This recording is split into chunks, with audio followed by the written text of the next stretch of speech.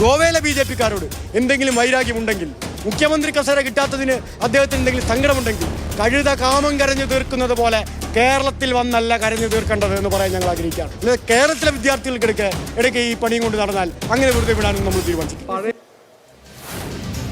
കാവ്യവൽക്കരണത്തിനെതിരെ സർവകലാശാലകളിൽ SFIയുടെ സമരവേലിയേറ്റം. കേരള സർവകലാശാല ആസ്ഥാനം മണിക്കൂറുകളോളം SFI പ്രവർത്തകർ കയ്യേറി. പ്രവർത്തകർ സർവകലാശാല ആസ്ഥാനത്തേക്ക് തള്ളിക്കയറിയപ്പോൾ പോലീസ് നോക്കുകുത്തിയായി. കാലിക്കറ്റ് VCയുടെ ഔദ്യോഗിക വസതിയിലേക്ക് SFI പ്രവർത്തകർ തള്ളിക്കയറി. മറ്റ് സർവകലാശാലകളിലും സമരം നടന്നു. ഗവർണറും ഇടത് സംഘടനകളും തമ്മിലുള്ള പോര് തെരുവ് യുദ്ധത്തിലേക്ക് നീങ്ങുകയാണ്. ഈ വിഷയം ഇന്ന് സൂപ്പർ പ്രൈം ടൈം ചർച്ച ചെയ്യുമ്പോൾ എന്നോടൊപ്പം Shri KS Arunkumar CPM, Shri Jinto John Congress, Shri Sankutty Das BJP എന്നിവർ. ആദ്യം ശ്രീ KS അരുൺകുമാർ, ഈ കേരള സർവകലാശാലയുടെ സെനറ്റ് ഹാളിൽ ഒരു സ്വകാര്യ ചടങ്ങിൽ ഭാരതാംബയുടെ ചിത്രം വെക്കുന്നത് വരെ സർവകലാശാലകൾ കാവ്യവൽക്കരിക്കപ്പെടുകയാണ് എന്നൊരാശങ്ക നിങ്ങൾക്കുണ്ടായിരുന്നില്ലേ? ഇത് പൊടുന്നനവേ ഒരാശങ്ക ഉണ്ടാവുകയും പൊടുന്നനവേ ഒരു സമരം പൊട്ടിപ്പുറപ്പെടുകയുമാണോ?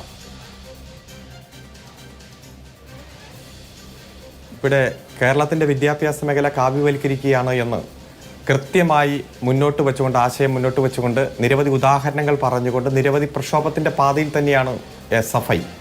അത് ഏതെങ്കിലും ഒരു പ്രത്യേക സംഭവത്തിൻ്റെ പേരിൽ പൊട്ടിപ്പുറപ്പെട്ടതല്ല. ഇപ്പം നമുക്കറിയാവുന്നതുപോലെ ഈ സർവകലാശാലയുമായി ബന്ധപ്പെട്ടുകൊണ്ട് എലിജിബിലിറ്റി സർട്ടിഫിക്കറ്റ് കിട്ടാത്തതിൻ്റെ ഭാഗമായി 10,000-കണക്കിന് കുട്ടികൾക്കാണ് മറ്റ് സർവകലാശാലകളിലും മറ്റ് സർവകലാശാലകൾക്ക് കീഴിലുള്ള കോളേജുകളിലും അഡ്മിഷൻ തേടാൻ കഴിയാതെ വന്നിരിക്കുന്ന ഒരു സാഹചര്യം. അതുപോലെ തന്നെ ഗവേഷണ വിദ്യാർത്ഥികളുടെ പ്രബന്ധം സമയത്ത് വയ്ക്കുന്നതിന് ഓപ്പൺ ഡിഫൻസ് അടക്കം നടത്താൻ കഴിയാത്തതിൻ്റെ ഭാഗമായി, പ്രീ സബ്മിഷൻ ഓപ്പൺ ഡിഫൻസ് നടത്താൻ കഴിയാത്തതിൻ്റെ ഭാഗമായി 100 കണക്കിന് വിദ്യാർത്ഥികൾ പ്രതിസന്ധിയിലായിരിക്കുകയാണ്.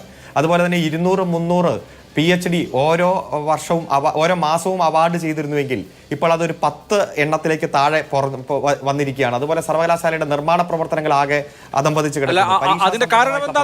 നടക്കുന്നില്ല. അധ്യാപകരുടെ പ്രൊമോഷൻ നടക്കുന്നില്ല. VC അവിടെ മാസത്തിൽ ഒരു 4 ദിവസം പോലും വരുന്നില്ല. ഒരു മാസത്തിൽ 4 ദിവസം പോലും വരുന്നില്ല. 10,000-ലധികം ഫയലുകൾ VC കാണേണ്ടതും ഒപ്പിടേണ്ടതുമായിട്ടുള്ള ഫയലുകൾ പെൻഡിംഗായി കെട്ടിക്കിടക്കുന്നു. ഒരു VC ചെയ്യേണ്ട ചുമതലകൾ, അദ്ദേഹത്തിൻ്റെതായിട്ട് മാത്രം ചെയ്യേണ്ട ചുമതലകൾ നിർവഹിക്കാതെ ഈ സർവകലാശാലകളിൽ വിദ്യാർത്ഥികൾക്കും അധ്യാപകർക്കും നിരന്തരം പ്രതിസന്ധി ഉണ്ടാക്കിക്കൊണ്ടിരിക്കുന്നു. കേരളം ഇടതുപക്ഷ ജനാധിപത്യ മുന്നണി ഭരിക്കുന്നു. VCയുമായി ബന്ധപ്പെട്ടുകൊണ്ടുള്ള നിയമനം, മറ്റു കാര്യങ്ങൾ, അതിൻ്റെ സംഘർഷം കാര്യങ്ങളൊക്കെ നമ്മുടെ മുന്നിലുണ്ട്. അദ്ദേഹത്തിൻ്റെ യോഗ്യതയുമായി ബന്ധപ്പെട്ടുകൊണ്ട് ഹൈക്കോടതി പറഞ്ഞ വിധിന്യായം നമ്മുടെ മുന്നിലുണ്ട്. അദ്ദേഹത്തിൻ്റെ ഒരു യോഗ്യതയുമില്ലാത്ത ആളാണ് അദ്ദേഹമെന്ന് ഹൈക്കോടതി കണ്ടെത്തിയിട്ടും തുടരാൻ അനുവദിച്ച ഒരു സാഹചര്യമെല്ലാം നിലനിൽക്കുമ്പോൾ ഇവിടെ മൊത്തം പ്രശ്നമാണ്. കുട്ടികൾക്ക് തുടർ പഠനം നടത്താൻ കഴിയുന്നില്ല. സർവകലാശാലയിൽ യാതൊരുവിധ അനുബന്ധ പ്രവർത്തനം നടക്കുന്നില്ല, നിർമ്മാണ പ്രവർത്തനം നടക്കുന്നില്ല, സെമിനാറുകൾ നടക്കുന്നില്ല, അധ്യാപകരുടെ പ്രൊമോഷൻ നടക്കുന്നില്ല. അതുപോലെ ഇതിന്റെ കാരണം എന്താണ് എന്നുള്ളതാണ്. കേരള സർവകലാശാല ഈ രാജ്യത്തെ സർവകലാശാലകളുടെ റാങ്കിങ്ങിൽ 9ാം സ്ഥാനത്തുള്ള സർവകലാശാലയാണ്. അപ്പൊ ആ സർവകലാശാലയിൽ ശ്രീ അരുൺകുമാർ പറയുന്നത് പോലെയാണ് കാര്യങ്ങളെങ്കിൽ അത് വളരെ വളരെ ഗൗരവതരമാണ്. ഒന്നാമത്തെ വിഷയം, ഇപ്പോൾ കേരളത്തിലെ 10 സർവകലാശാലകളിലും താൽക്കാലിക വൈസ് ചാൻസലർമാരാണ്. 4-5 സർവകലാശാലയിലാണ് സ്ഥിരം വൈസ് ചാൻസലർ ഉള്ളത്. വൈസ് ചാൻസലർ നിയമനം നടക്കുന്നില്ല. അപ്പോൾ ചാൻസലറായ ഗവർണറും സംസ്ഥാന സർക്കാരും ഉന്നത വിദ്യാഭ്യാസ വകുപ്പും തമ്മിലുള്ള ചക്കളത്തി പോരാട്ടം കൊണ്ട് സർവകലാശാലകൾ ആകെ താറുമാറായി സ്തംഭിച്ചു. കേരളത്തിന്റെ ഉന്നത വിദ്യാഭ്യാസ മേഖല ആകെ കുഴപ്പത്തിലാണ് എന്നാണോ അരുൺകുമാർ പറഞ്ഞു വരുന്നത്? അല്ല, നിങ്ങൾ ഇടയ്ക്ക് കയറി ഇങ്ങനെ ചോദ്യം ചോദിച്ചാൽ ഞാൻ പറഞ്ഞ് അവസാനിപ്പിക്കട്ടെ. ഇവിടെ 81 ലോകരാജ്യങ്ങളിലെ ആകെ ഭൂപടമെടുത്ത് പരിശോധിച്ചാൽ നമുക്കൊരു 180 to 185 രാജ്യങ്ങളാണല്ലോ കാണാൻ പറ്റുള്ളൂ വിസിബിളായിട്ട്. അതിൽ 81 ലോകരാജ്യങ്ങളിലെ 2620 കുട്ടികളാണ് കേരള യൂണിവേഴ്സിറ്റിയിൽ ഈ തവണ അഡ്മിഷൻ എടുത്തിരിക്കുന്നത്. ഇത് രാജ്യത്ത് തന്നെ ലോകരാജ്യങ്ങളിൽ നിന്ന് ഇത്രയും കുട്ടികൾ പഠിക്കുന്ന ഏറ്റവും പ്രധാനപ്പെട്ട, ഏറ്റവും മുന്നിലുള്ള യൂണിവേഴ്സിറ്റിയാണ് കേരള യൂണിവേഴ്സിറ്റി. ആ യൂണിവേഴ്സിറ്റി അത്തരത്തിൽ അക്കാഡമിക് രംഗത്ത് മുന്നേറുമ്പോഴും അവിടെ ഭരണപരമായിട്ടുള്ള സ്തംഭനം ഉണ്ടാക്കാൻ, പ്രത്യേകിച്ച് ആ സർവകലാശാലയിൽ പഠിച്ച കുട്ടികൾക്ക് മറ്റു സർവകലാശാലയിൽ പോകണമെങ്കിൽ എലിജിബിലിറ്റി സർട്ടിഫിക്കറ്റ് വേണം. VC ഒപ്പിടേണ്ട ഒരു ഫയലും മനഃപൂർവ്വം ഒപ്പിടാതെ ഈ കേരളത്തിൻ്റെ ഉന്നത വിദ്യാഭ്യാസ മേഖല ആകെ പ്രശ്നമാണെന്ന് വരുത്തി തീർക്കാൻ ഒരു VC മനഃപൂർവ്വം ശ്രമിച്ചുകൊണ്ടിരിക്കുന്ന കാഴ്ചയാണ് നാം കണ്ടുകൊണ്ടിരിക്കുന്നത്. ആ മനഃപൂർവ്വം ശ്രമിച്ചുകൊണ്ടിരിക്കുന്നത് കേരളത്തിൻ്റെ വിദ്യാഭ്യാസ മേഖലയെ തകർക്കാൻ വേണ്ടിയിട്ടാണ്. കൃത്യമായിട്ടുള്ള അജണ്ട വെച്ചുകൊണ്ടാണ്, സംഘപരിവാർ അജണ്ട വെച്ചുകൊണ്ടാണ് ഇത്തരത്തിലുള്ള ശ്രമം നടത്തുന്നത്. ഏതെല്ലാം തരത്തിൽ ഈ സംസ്ഥാനത്തെ വിദ്യാർത്ഥികളെ ദ്രോഹിക്കാമോ അതിനുവേണ്ടി VC നടത്തിക്കൊണ്ടിരിക്കുന്ന ശ്രമം ഓരോ ദിവസവും തുടരുന്നതാണ് നാം കണ്ടുകൊണ്ടിരിക്കുന്നത്. ഇപ്പൊ ഇന്നലത്തെ വിഷയം നമ്മുടെ മുന്നിലുണ്ട്. യാതൊരു അധികാരവുമില്ലാതെ ഇപ്പൊ രജിസ്ട്രാറുമായി ബന്ധപ്പെട്ടുകൊണ്ട് നിയമനത്തിനോ അച്ചടക്ക നടപടി സ്വീകരിക്കാനോ ഒരധികാരവുമില്ലാതെ VC ഇടപെടുകയാണ്. തനിക്ക് അധികാരമുണ്ടെന്ന് വരുത്തി തീർക്കുകയാണ്. അതിനുവേണ്ടി നുണ പ്രചരിപ്പിച്ചുകൊണ്ടിരിക്കുകയാണ്. എന്താണോ ഗവർണർ പറയുന്നത് അത് നടപ്പാക്കാൻ ഒരു യോഗ്യതയുമില്ലെന്ന് ഹൈക്കോടതി കണ്ടെത്തി അദ്ദേഹം നടത്തിക്കൊണ്ടിരിക്കുന്ന ശ്രമം വിദ്യാഭ്യാസ മേഖലയെ കാവ്യവൽക്കരിക്കാൻ വേണ്ടി BJP വച്ചിരിക്കുന്ന അജണ്ടയുടെ ഭാഗമാണ്. അതിനെ SFI ചെറുക്കും, യുവജന പ്രസ്ഥാനങ്ങൾ ചെറുക്കും, ഈ നാട് ഒന്നാകെ ചെറുക്കും. വരും ദിവസങ്ങളിൽ ഈ നാട് ഒന്നാകെ ഈ സമര പോരാട്ടത്തിന്റെ ഭാഗമായിട്ട് അണിനിരക്കാൻ നടത്തുന്ന ശ്രമമാണ് നമുക്ക് കാണാൻ കഴിയുന്നത്. അത് ഏതെങ്കിലും തരത്തിൽ വിദ്യാഭ്യാസ മേഖല പ്രശ്നമാണെന്ന് വരുത്തി തീർക്കാനല്ല, വിദ്യാഭ്യാസ മേഖലയെ തകർക്കാനുള്ള ശ്രമത്തിനെതിരാണ്. ശരി, ശ്രീ ശങ്കുട്ടിദാസ്, മോഹൻ കുന്നുമ്മൽ താൽക്കാലിക VC ആണ്. താൽക്കാലിക VC വിദേശത്ത് പോയപ്പോൾ പകരം ചുമതല കൊടുത്ത ആളാണ് സിസ തോമസ്. സിസ തോമസ് ആണ് ഇപ്പോൾ അവിടുത്തെ ഭരണപരമായ നടപടികൾ സംബന്ധിച്ച് രജിസ്ട്രാർ റീഇൻസ്റ്റേറ്റ് ചെയ്തത് അംഗീകരിക്കുന്നില്ല എന്ന് മാത്രമല്ല അതിന് താഴെയുള്ള ഉദ്യോഗസ്ഥർക്ക് അവരെ സ്വന്തം ഇഷ്ടപ്രകാരം വിന്യസിക്കുന്നു. ഇപ്പോൾ രജിസ്ട്രാറിലേക്ക് ഒരു ഫയലും പോവേണ്ട എന്ന് നിർദ്ദേശം കൊടുക്കുന്നു. ഇങ്ങനെ ഇപ്പോൾ ഗവർണറെ സംബന്ധിച്ച് അദ്ദേഹത്തിന് ചാൻസലർ എന്ന അധികാരമുണ്ട്. പക്ഷേ ഈ മട്ടിൽ കുറച്ച് ആളുകളെ ചൂസ് ചെയ്ത് അവരെ കൊണ്ട് ഈ ഭരണമാകെ നടത്തിച്ചേക്കാം എന്ന് വിചാരിച്ചാൽ ഇത് പറ്റുന്ന കാര്യമാണോ, നടക്കുന്ന കാര്യമാണോ? വൈസ് ചാൻസലർക്ക് വീട്ടിലിരിക്കേണ്ടി വരില്ലേ? വിദ്യാർത്ഥികൾ സർവകലാശാലയിലേക്ക് കയറ്റുമോ? ഉദ്യോഗസ്ഥർക്കും സമാനമായ നില ഉണ്ടാവും. ഒരു പക്ഷേ ഗോവക്കാരനായ ഗവർണർക്ക് കേരളത്തിലെ ഒരു സാഹചര്യം പൂർണ്ണമായും മനസ്സിലാവില്ലായിരിക്കാം. പക്ഷേ അദ്ദേഹത്തിന് കൂടെയുള്ള ആളുകൾ പറഞ്ഞു കൊടുക്കേണ്ടതല്ലേ? വിദ്യാർത്ഥി സംഘടനകളെയും ഈ ഇവിടുത്തെ രാഷ്ട്രീയ സമൂഹത്തെ ആകെ മാറ്റി നിർത്തിക്കൊണ്ട് അദ്ദേഹം കെട്ടിയിറക്കി ഉദ്യോഗസ്ഥരെ കൊണ്ട് ഇങ്ങനെയൊക്കെ ചെയ്യിക്കാം, ഇങ്ങനെയൊക്കെ ഭരിക്കാം എന്ന് പറഞ്ഞാൽ അത് നടപ്പുള്ള കാര്യമാണോ? ഒന്നാമത്തേത്. നോക്കൂ, ആദ്യം തന്നെ അങ്ങ് ഇവിടെ ഈ ചർച്ചയിൽ എനിക്ക് മുൻപ് അരുൺകുമാറിനോട് ചോദിച്ച ചോദ്യത്തിൽ ഒരു സാങ്കേതികമായ അല്ലെങ്കിൽ വസ്തുതാപരമായിട്ടുള്ള പിശകുണ്ടെന്ന് എനിക്ക് തോന്നുന്നു. അങ്ങ് പറഞ്ഞു ഇന്ത്യയിലെ യൂണിവേഴ്സിറ്റികളിൽ 9ാം സ്ഥാനത്താണ് കേരള യൂണിവേഴ്സിറ്റി. ഏറ്റവും മെച്ചപ്പെട്ട 10 യൂണിവേഴ്സിറ്റികളിൽ ഒന്ന് കേരള യൂണിവേഴ്സിറ്റിയാണ്. ഏത് റാങ്കിങ്ങിന്റെ അടിസ്ഥാനത്തിലാണ് അങ്ങ് അത് പറഞ്ഞതെന്ന് വ്യക്തമാക്കാമോ? പൊതുമേഖലാ സർവകലാശാലകളുടെ റാങ്കിങ്ങിന്റെ അടിസ്ഥാനത്തിൽ ഇന്ത്യയിലെ യൂണിവേഴ്സിറ്റികൾക്ക് റാങ്കിങ് കൊടുക്കുന്ന NIRF എന്താണ്, ഇൻസ്റ്റിറ്റ്യൂഷണൽ റാങ്കിങ് ഫ്രെയിംവർക്ക് എന്ന് പറയുന്ന NIRF ആണ്. NIRFന്റെ ഓവറോൾ റാങ്കിങ്ങിൽ കേരള യൂണിവേഴ്സിറ്റി 38ാം സ്ഥാനത്താണ്. അതേപോലെ തന്നെ യൂണിവേഴ്സിറ്റി കാറ്റഗറിയിൽ കേരള യൂണിവേഴ്സിറ്റി 21ാം സ്ഥാനത്താണ്. അതേപോലെ തന്നെ കാലിക്കറ്റ് സർവകലാശാല 34ാം സ്ഥാനത്താണ്. കുസാറ്റ് 37ാം സ്ഥാനത്താണ്. മഹാത്മാഗാന്ധി 89ാം സ്ഥാനത്താണ്. കേരളത്തിലെ 10ൽ താഴെയുള്ള ഒരേ ഒരു യൂണിവേഴ്സിറ്റി നാഷണൽ ഇൻസ്റ്റിറ്റ്യൂഷണൽ റാങ്കിങ് ഫ്രെയിംവർക്കിൽ 10ൽ താഴെയുള്ള ഒരേ ഒരു യൂണിവേഴ്സിറ്റി അമൃത സർവകലാശാലയാണ്. അത് ഡീംഡ് ടു ബി സർവകലാശാലയാണ്. ഇനി ഗ്ലോബൽ റേറ്റിംഗ്സ് നോക്കിക്കഴിഞ്ഞാൽ 2273ാം സ്ഥാനത്താണ് ഗ്ലോബൽ റാങ്കിങ് നെറ്റ്വർക്കിൻ്റെ പഠനത്തിൻ്റെ അടിസ്ഥാനത്തിൽ കേരള യൂണിവേഴ്സിറ്റി ഉള്ളത്. അപ്പോൾ 10ൽ ഒരു യൂണിവേഴ്സിറ്റിയാണ് കേരള യൂണിവേഴ്സിറ്റി എന്നുള്ള അങ്ങയുടെ വാദം ശരിയല്ല. വസ്തുതാപരമായിട്ടുള്ള ആ പെശകൊന്ന് തിരുത്തിക്കൊണ്ട് മുന്നോട്ട് പോകാമെന്ന് വിചാരിക്കുകയാണ്. ഇനി രണ്ടാമത്തെ വിഷയം, ഇന്നത്തെ സമരവുമായി ബന്ധപ്പെട്ട് VCയുടെ അധികാരത്തെ പറ്റിയിട്ടോ രജിസ്ട്രാറുടെ അധികാരത്തെ പറ്റിയിട്ടോ ഗവർണറുടെ അധികാരത്തെ പറ്റിയിട്ടോ ഒക്കെയുള്ള വിശാലമായിട്ടുള്ള വസ്തുതകൾ നിരത്തിയിട്ടുള്ള ഒരു ചർച്ചയ്ക്ക് സാധ്യതയുണ്ടെന്ന് ഞാൻ വിചാരിക്കുന്നില്ല.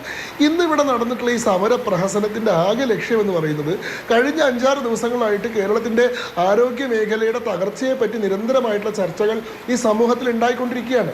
ആരോഗ്യമന്ത്രിയായിട്ടുള്ള വീണ ജോർജിൻ്റെ രാജിക്ക് വേണ്ടി എല്ലാ ജില്ലകളിലും സമര പ്രക്ഷോഭങ്ങൾ നടക്കുകയാണ്.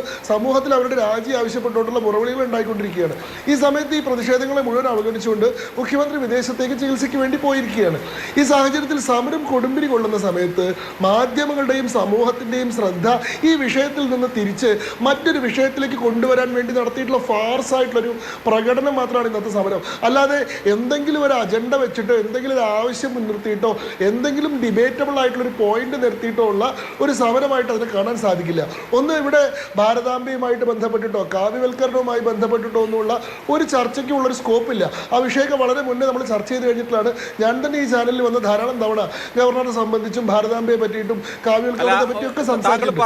ആ പരിപാടി യൂണിവേഴ്സിറ്റിയുടെ ഭാരതാംബയുടെ കാര്യത്തിലേക്ക് വരുന്നതിന് ഞാൻ നേരത്തെ എന്ത് ഡാറ്റയുടെ അടിസ്ഥാനത്തിലാണ് കേരള യൂണിവേഴ്സിറ്റി 9th പൊസിഷനിൽ വന്നു എന്ന് പറഞ്ഞൊന്നും ചോദിച്ചില്ലേ? NIRFന്റെ റാങ്കിംഗ് ആണ്. അതിന്റെ സർട്ടിഫിക്കറ്റ് കേരള യൂണിവേഴ്സിറ്റി തന്നെ യൂണിവേഴ്സിറ്റിയുടെ വെബ്സൈറ്റിൽ അപ്ലോഡ് ചെയ്തിട്ടുണ്ട്. ഞാനിപ്പോൾ താങ്കൾക്ക് അത് വാട്സാപ്പിൽ അയച്ചുതരാം. Ministry of education government of India കൊടുത്ത സർട്ടിഫിക്കറ്റ് ആണ്. National institution ranking framework India rankings 2024. Kerala university Thiruvananthapuram ranked 9th in state public university category. ഞാൻ പൊതു സർവകലാശാലകളുടെ പട്ടികയിൽ നിന്ന് സവിശേഷമായി അങ്ങയുടെ ചോദ്യത്തിന് മറുപടിയായി പറഞ്ഞിരുന്നു, കേട്ടിട്ടുണ്ടാവുമല്ലോ. അങ്ങ് ഏത് വർഷത്തെ റാങ്കിംഗ് ആണ് പറയുന്നത്? 2024 ഏറ്റവും അവസാനത്തെ റാങ്കിംഗ്.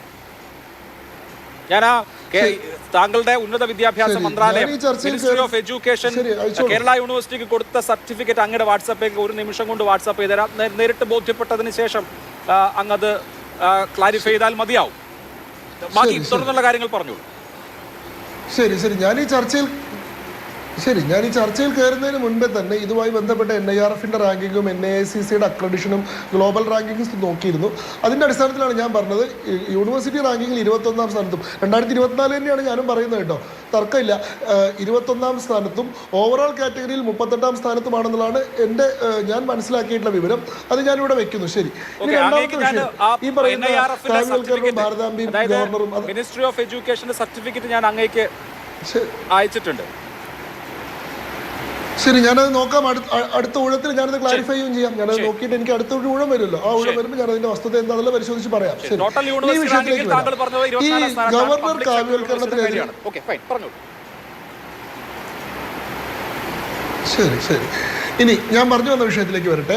ഈ കേരള യൂണിവേഴ്സിറ്റിയുടെ സെനറ്റ് ഹാളിൽ ഗവർണർ ഭാരതാംബയുടെ ചിത്രത്തിന് മുന്നിൽ വിളക്ക് കൊളുത്തിക്കൊണ്ട് ഒരു പരിപാടി നടത്തിയതിനെതിരെയാണ് ഇന്നും സമരം ചെയ്യുന്നതെങ്കിൽ ആ പരിപാടി നടക്കുന്ന സമയത്ത് അത് തടസ്സപ്പെടുത്താനുള്ള ഒരു ആർജവം ഇവർ കാണിക്കണമായിരുന്നു. ആ പരിപാടി കഴിഞ്ഞു ഗവർണർ വീട്ടിലും പോയതിനു ശേഷം അവിടെ നടന്നിട്ടുള്ള രജിസ്ട്രാറുടെ ഒരു സമീപനത്തിനെതിരെ വൈസ് ചാൻസലർ എടുത്തിട്ടുള്ള ഒരു അച്ചടക്ക നടപടി, ആ വിഷയമാണെങ്കിൽ കോടതിയുടെയും അതേപോലെ തന്നെ സിൻഡിക്കേറ്റിൻ്റെയും ഒക്കെ പരിഗണനയിലുള്ള വിഷയമാണ്. ഇത് വിദ്യാർത്ഥികളെ ഒരു നിലയ്ക്കും ബാധിക്കുന്ന വിഷയമല്ല.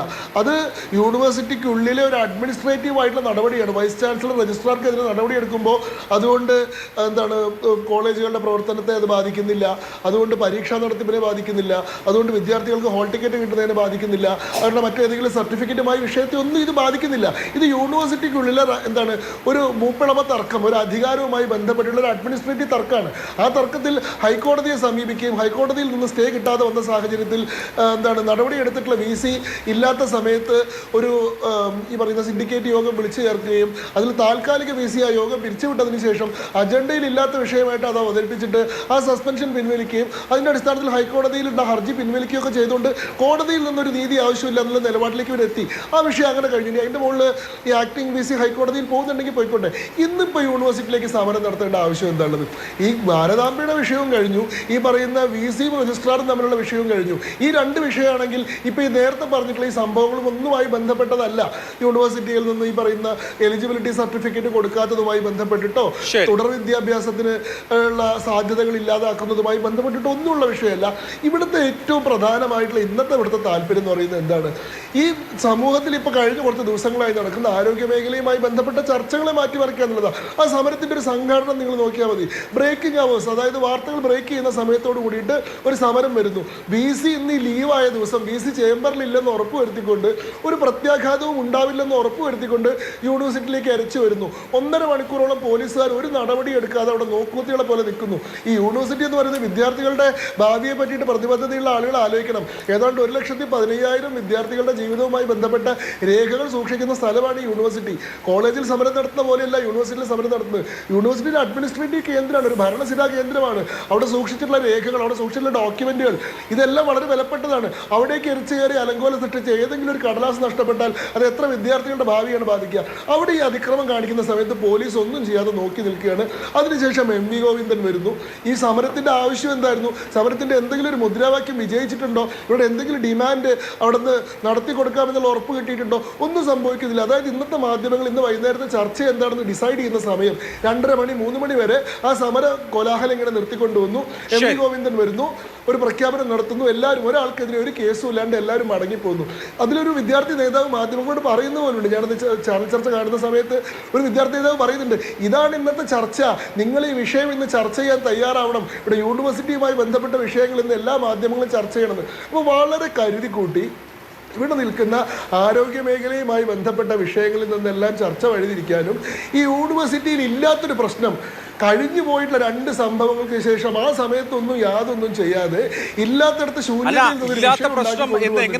വിദ്യാർത്ഥികളെ അണിനിരത്തിക്കൊണ്ടുള്ള ഒരു സമരാഭാസം. കേരള യൂണിവേഴ്സിറ്റിയുടെ സിൻഡിക്കേറ്റ് അനിൽകുമാർ എന്ന രജിസ്ട്രാറുടെ ഡോക്ടർ K. അനിൽകുമാർ എന്ന രജിസ്ട്രാറുടെ സസ്പെൻഷൻ പിൻവലിച്ചു. അദ്ദേഹത്തെ രജിസ്ട്രാറായിട്ട് റീഇൻസ്റ്റേറ്റ് ചെയ്തു. അത് VC അംഗീകരിക്കുന്നില്ല.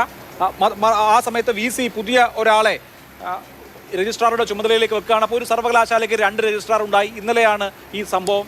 അതിനുശേഷം സിൻഡിക്കേറ്റിന്റെ തീരുമാനങ്ങളെ വീറ്റോ ചെയ്യുകയാണ് വൈസ് ചാൻസലർ. അതിന്റെ അധികാരം സംബന്ധിച്ച ഈ പറഞ്ഞ തർക്കത്തിലേക്ക് ഞാൻ പോകുന്നില്ല. ഇന്ന് സമരം ചെയ്യാനുള്ള സാഹചര്യം എന്ന് പറയുന്നത് താൽക്കാലികമായി 10 ദിവസത്തേക്ക് ആ ചുമതലയിൽ ഇരിക്കുന്ന വൈസ് ചാൻസലർ സിൻഡിക്കേറ്റിനെ, അതിന്റെ അഡ്മിനിസ്ട്രേറ്റീവ് അധികാരത്തെ പൂർണ്ണമായും മറികടന്നുകൊണ്ട് സർവകലാശാലയിൽ കാര്യങ്ങൾ ചെയ്യുന്നതാണ്. അത് ഞങ്ങൾ ചെയ്യാൻ സമ്മതിക്കില്ല, VC ഇങ്ങോട്ട് വരണ്ട എന്ന് പ്രഖ്യാപിച്ചാണ് വിദ്യാർത്ഥികൾ സമരം ചെയ്യുന്നത്. അതിൽ വലിയ അത്ഭുതം എന്താണ്?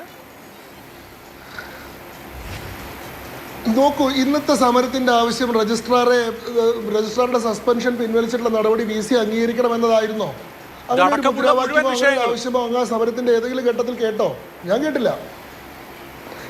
ഞാൻ അവിടെ കേട്ടത് ഗവർണറുടെ നേതൃത്വത്തിൽ യൂണിവേഴ്സിറ്റികൾ കാവ്യവൽക്കരിക്കാനുള്ള ശ്രമത്തിനെതിരെയും ഭാരതാംബയുടെ ചിത്രം സെനറ്റ് ഹാളിൽ പ്രദർശിപ്പിച്ചതിനെതിരെയും ഇത് ഇവിടെ നടക്കില്ല, ചോദ്യം ചെയ്യും. തുടങ്ങിയതാണല്ലോ ഇത്, ഭാരതാംബയുടെ ചിത്രത്തിൽ തുടങ്ങിയതാണല്ലോ ഇത്. അതിന്റെ ഏറ്റവും ഒടുവിലത്തെ പരിണിതിയാണ് രജിസ്ട്രാറുടെ സസ്പെൻഷൻ. രജിസ്ട്രാറുടെ സസ്പെൻഷൻ കഴിഞ്ഞു. അത് രജിസ്ട്രാറെ റീഇൻസ്റ്റേറ്റ് ചെയ്തു. അത് VC അംഗീകരിക്കുന്നില്ല. ഇന്നിപ്പോ VC രജിസ്ട്രാർക്ക് യാതൊരു ഫയലും പോകരുത് എന്ന് താഴെയുള്ള ഉദ്യോഗസ്ഥർക്ക് നിർദ്ദേശം കൊടുക്കുന്നു. അപ്പോൾ ഗവർണറുടെ നോമിനി സമ്പൂർണ്ണമായി സിൻഡിക്കേറ്റിനെയും മറ്റു ഭരണ സംവിധാനങ്ങളെയും നോക്കുകുത്തിയാക്കി സ്വന്തം ഇഷ്ടത്തിന് ഭരിക്കുമ്പോഴാണ് അവിടെ പ്രതിഷേധം ഉണ്ടാവുന്നത്. അത് പ്രതിഷേധം എന്നുള്ളത് സ്വാഭാവികമായി വിദ്യാർത്ഥികൾക്കോ അധ്യാപകർക്കോ അനധ്യാപകർക്കോ ഒക്കെ ചെയ്യാവുന്ന കാര്യമാണല്ലോ. നോക്കൂ, എൻ്റെ ചോദ്യം അങ്ങ് മനസ്സിലാക്കും. അങ്ങ് ചോദ്യം ചോദിച്ചുകൊണ്ടിരുന്നു കഴിഞ്ഞാൽ എനിക്കത് പറയാൻ കഴിയില്ല. രജിസ്ട്രാർക്ക് വേണ്ടി സമരം ചെയ്യേണ്ട ഉത്തരവാദിത്തം SFIക്ക് ഉണ്ടോ? അതായത് രജിസ്ട്രാറുടെ അധികാരങ്ങൾ പുനഃസ്ഥാപിച്ചു കൊടുക്കണം. രജിസ്ട്രാർ ഞങ്ങൾക്ക് വേണ്ടിയിട്ടാണ് ഭാരതാംബയുടെ ചിത്രം മാറ്റാൻ പറഞ്ഞതും രജിസ്ട്രാർ ഞങ്ങൾക്ക് വേണ്ടിയിട്ടാണ് ഗവർണറുടെ പരിപാടി റദ്ദാക്കിയതും. അങ്ങനെയുള്ള രജിസ്ട്രാർക്കെതിരെ ഒരു നടപടി എടുക്കുന്നത് ഞങ്ങൾ അംഗീകരിക്കില്ല. അതുകൊണ്ട് രജിസ്ട്രാർക്കെതിരെയുള്ള നടപടിയൊക്കെ പിൻവലിക്കണം എന്ന് അവർക്ക് ആവശ്യമുണ്ടോ? രജിസ്ട്രാർക്ക് വേണ്ടി സമരം ചെയ്യേണ്ട സംഘടനയല്ലല്ലോ SFI. SFI സമരം ചെയ്യേണ്ടത് എപ്പോഴാണ്? അവിടെ വിദ്യാർത്ഥികൾക്ക് എന്തെങ്കിലും പ്രയാസം ഉണ്ടാകുന്ന സമയത്തല്ലേ. ഇതൊരു അഡ്മിനിസ്ട്രേറ്റീവ് ആയിട്ടുള്ള പ്രശ്നമാണ്.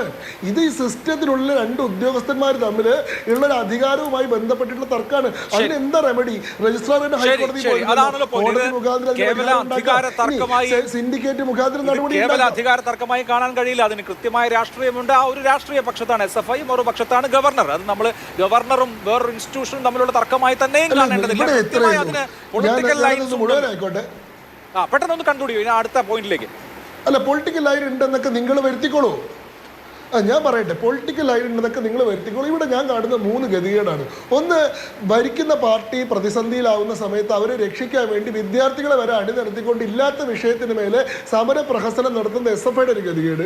ആ SFIക്കാർ യൂണിവേഴ്സിറ്റിയുടെ ഉള്ളിൽ കയറിയിട്ട് ഇത്രയും വിദ്യാർത്ഥികളുടെ ജീവിതവുമായി ബന്ധപ്പെട്ട രേഖകളൊക്കെ സൂക്ഷിച്ചിരിക്കുന്ന ഒരു അഡ്മിനിസ്ട്രേറ്റീവ് കേന്ദ്രത്തിൽ വന്നിട്ട് ഇങ്ങനത്തെ അതിക്രമങ്ങൾ കാണിക്കുമ്പോൾ അതിനെതിരെ ചെറുവിരൽ പോലും അനക്കാൻ കഴിയാതിരിക്കുന്ന പോലീസുകാരുടെ ഗതികേട്. ഇത് കേവലം പ്രഹസനമാണ്, ഇത് കോമാളിത്തരമാണെന്ന് നല്ലവണ്ണം മനസ്സിലാക്കിയിട്ടും ഇന്നത്തെ ദിവസം ഈ വിഷയമല്ലാതെ ചർച്ച ചെയ്യാൻ സാധിക്കാതെ വരുന്ന, അങ്ങനെ ചർച്ച ചെയ്യേണ്ടി വരുമ്പോൾ അതിനെന്തോ വലിയ മാനമുണ്ട്, അതിന് വലിയ രാഷ്ട്രീയമുണ്ട്, അതിൽ ചർച്ച ചെയ്യേണ്ട എന്തൊക്കെയുണ്ടെന്ന് വരുത്തി തീർക്കാൻ ശ്രമിക്കേണ്ടി വരുന്ന നിങ്ങളുടെ ഗതികേട്.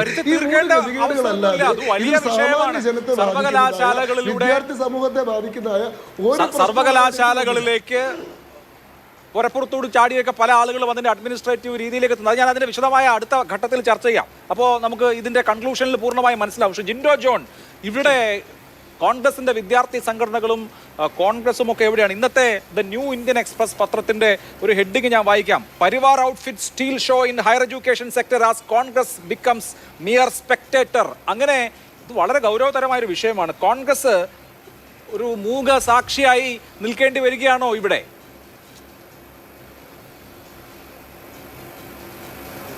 ഇല്ല അഭിലാഷേ, കഴിഞ്ഞ ദിവസം KSUവിൻ്റെ വിദ്യാർത്ഥി നേതാക്കന്മാർ ഗവർണർക്കെതിരെ കരിങ്കൊടി കാണിക്കുന്ന സമരവുമായി ബന്ധപ്പെട്ടൊക്കെ സമരരംഗത്തുണ്ടായിരുന്നു.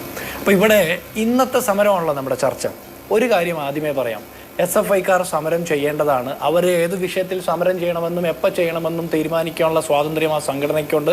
അതിലൊന്നും അഭിപ്രായം പറയാൻ ഞങ്ങൾ ആരുമല്ല. പക്ഷേ SFI ഇപ്പോൾ നടത്തിയ സമരം ഞങ്ങളുടെ കാഴ്ചപ്പാടിൽ കേരളത്തിലെ ജനങ്ങളുടെ നിത്യനിദാനമായിട്ടുള്ള 2 പ്രധാനപ്പെട്ട വിഷയങ്ങളിൽ നിന്ന് ശ്രദ്ധ തിരിക്കാൻ വേണ്ടി കൂടിയാണ് എന്നുള്ള കാര്യത്തിൽ ഒരു അഭിപ്രായ വ്യത്യാസം ഉണ്ടാകാൻ പാടില്ല. ഒന്നാമത്തത്, കേരളത്തിലെ ആരോഗ്യരംഗത്തിൻ്റെ തകർച്ച, അതുമായി ബന്ധപ്പെട്ട് ആരോഗ്യമന്ത്രി വീണ ജോർജിന് വേണ്ടിയിട്ടുള്ള രക്ഷാപ്രവർത്തനമാണ് SFI നടത്തിയത്. രണ്ടാമത്തത്, കേരളത്തിൽ അതിരൂക്ഷമായിട്ടുള്ള വിലക്കയറ്റമുണ്ട്. 1 ലിറ്റർ വെളിച്ചെണ്ണയുടെ വിലയൊക്കെ നമ്മൾ പറഞ്ഞാൽ ആളുകൾ തലയിൽ കൈവയ്ക്കുന്ന രീതിയിലേക്ക് പോയി. നിത്യോപയോഗ സാധനങ്ങളുടെ വില അത്രയും വലുതായി വർദ്ധിക്കുമ്പോൾ അതിനെക്കുറിച്ചൊന്നും സംസാരിക്കാനോ ചർച്ച ചെയ്യാനോ തയ്യാറാകാതിരിക്കാൻ വേണ്ടിയിട്ട്, ശ്രദ്ധ തിരിക്കാൻ വേണ്ടിയിട്ട് സർക്കാർ അനുകൂലമായിട്ടുള്ള സർക്കാരിൻ്റെ ഒരു റെസ്ക്യൂ ഓപ്പറേഷനാണ് SFI നടത്തിയതെന്നുള്ളതാണ് ഒന്നാമത്തെ ആരോപണം. ഇനി ഒരു കാര്യം കൂടി പറയാം. ഇവിടെ ഹയർ എഡ്യൂക്കേഷൻ രംഗം തകർന്നു എന്നാണ് ആദ്യഘട്ടത്തിൽ അരുൺകുമാർ CPM-ന്റെ പ്രതിനിധി പറഞ്ഞതിൽ നിന്ന് ഞാൻ മനസ്സിലാക്കുന്നത്. അതിന്റെ കാരണം ഗവർണറുമായി ബന്ധപ്പെട്ട് പ്രവർത്തിക്കുന്ന ആളുകളുമാണ്. അപ്പോൾ ആയിക്കോട്ടെ, അദ്ദേഹത്തിന്റെ ആ വാദം അങ്ങനെ എടുക്കട്ടെ. അപ്പോൾ ഹയർ എഡ്യൂക്കേഷൻ രംഗം തകർന്നു എന്നുള്ള കാര്യത്തിൽ തർക്കമില്ലല്ലോ. അപ്പോൾ ഈ ഹയർ എഡ്യൂക്കേഷൻ രംഗം തകർന്നു എന്നുള്ള ആരോപണത്തിന്മേൽ നിങ്ങൾ നടത്തുന്ന ഈ സമരം എന്തിനു വേണ്ടിയിട്ടുള്ളതാണ്? അത് ഹയർ എഡ്യൂക്കേഷൻ രംഗത്തെ തകർക്കാനല്ല, പകരം ഈ രംഗത്തെ തകർച്ചയെയും മൂല്യച്യുതിയെയും നേരിടാൻ വേണ്ടിയിട്ടാണ്. ഇത് തന്നെയാണ് ആരോഗ്യവകുപ്പുമായി ബന്ധപ്പെട്ട വിഷയങ്ങളിൽ ഞങ്ങൾ ഈ കഴിഞ്ഞ ദിവസങ്ങളിലൊക്കെ ഇന്നടക്കം ഞങ്ങളുടെ സമരങ്ങളിൽ പറഞ്ഞത്. അപ്പോൾ ഞങ്ങൾ ആരോഗ്യവകുപ്പുമായി ബന്ധപ്പെട്ട വിഷയങ്ങളിൽ സമരം ചെയ്യുമ്പോൾ നിങ്ങൾ പറയും പൊതുജനാരോഗ്യ രംഗത്തെ തകർക്കാൻ വേണ്ടി നടത്തുന്നു സമരം എന്ന്. നിങ്ങൾ വിദ്യാഭ്യാസവുമായി ബന്ധപ്പെട്ട വിഷയത്തിൽ ഗവർണർക്കെതിരെ സമരം നടത്തുമ്പോൾ അത് സംരക്ഷിക്കാൻ വേണ്ടിയിട്ടാണ്. അതെങ്ങനെയാ രണ്ട് തരത്തിൽ സമരത്തെ അഡ്രസ് ചെയ്യാൻ നിങ്ങൾക്ക് പറ്റുന്നത്? നിങ്ങളൊരു സമര സംഘടനയാണെന്ന് പറയുകയും ചെയ്യും, സമരത്തെ രണ്ട് തരത്തിൽ നിങ്ങൾ അഡ്രസ് ചെയ്യുന്നു. ഒന്നാമത്തെ കാര്യം. ഇനി രണ്ടാമത്തത്, ഹയർ എഡ്യൂക്കേഷൻ രംഗം തകർന്നു എന്നുള്ള കാര്യത്തിൽ എനിക്കും തർക്കമില്ല. അവിടെ സംഘപരിവാർ വൽക്കരണവും സഖാവ് വൽക്കരണവും അല്ല നടക്കേണ്ടത്, അവിടെ അക്കാദമിക് വൽക്കരണമാണ് നടക്കേണ്ടത്. അങ്ങനെ നടക്കുന്നില്ല എന്നുള്ളതിന് നിരവധി ഉദാഹരണങ്ങളുണ്ട്. കേരളത്തിലെ 1066 ഗവൺമെന്റ് കോളേജുകളിൽ പ്രിൻസിപ്പൽമാരില്ല. അതിന്റെ പ്രധാനപ്പെട്ട കാരണം എന്താ? പ്രിൻസിപ്പൽമാരുടെ ലിസ്റ്റിൽ കേരളത്തിലെ ഉന്നത വിദ്യാഭ്യാസ മന്ത്രി ആർ ബിന്ദു ഇടപെടൽ നടത്തി എന്നുള്ള വാർത്ത പുറത്തു വന്നു.